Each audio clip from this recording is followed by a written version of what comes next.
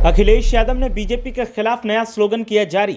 लोकसभा चुनाव से पहले एक बार फिर सपा चीफ ने बढ़ा दिया सियासी पारा। बीजेपी के मिशन 80 को अखिलेश यादव का ये स्लोगन देगा कड़ी टक्कर। पूर्व मुख्यमंत्री की ये चाल बीजेपी को कर देगी बेहाल।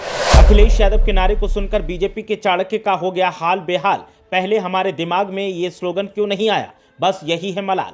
5 राज्यों में सरकार गठन का काम हो गया है और अब उत्तर प्रदेश पर हर सियासी दल की नजर है।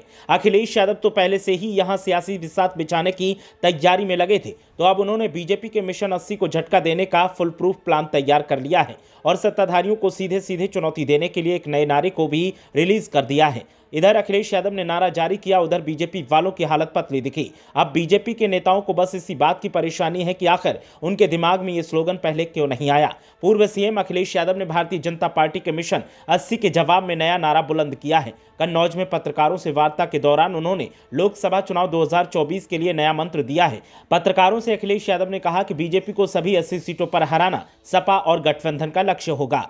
करहल से विधायक अखिलेश यादव ने कहा कि मेरा मानना है कि आने वाले समय में परिवर्तन होगा, बीजेपी हटेगी, सभी दल साथ आए, खासकर जो दल समाजवादी पार्टी के साथ गठबंधन में थे।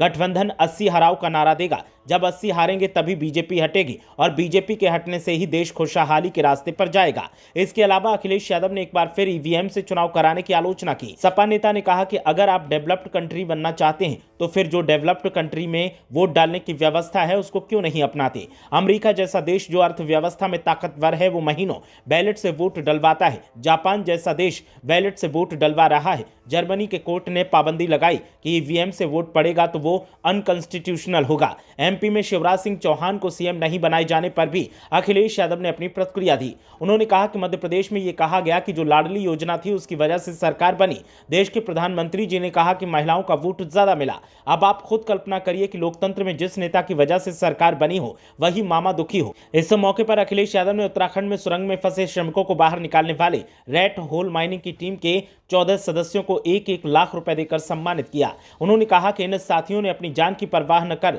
दूसरों की जान बचाई। सरकार ने सुरंग में फंसे श्रमिकों की मदद की, मगर उसे इन बचाने वालों की भी मदद करनी चाहिए थी। अखिलेश यादव ने तो इस मौके पर तमाम मुद्दों पर बात की, लेकिन बीजेपी के खिलाफ जिस अंदाज में आवाज को बुलंद किया है वो आने वाले दिनों में सत्ताधारियों के लिए परेशानी का कारण जरूर बनेगा। ब्यूरो रिपोर्ट, मीडिया हलचल।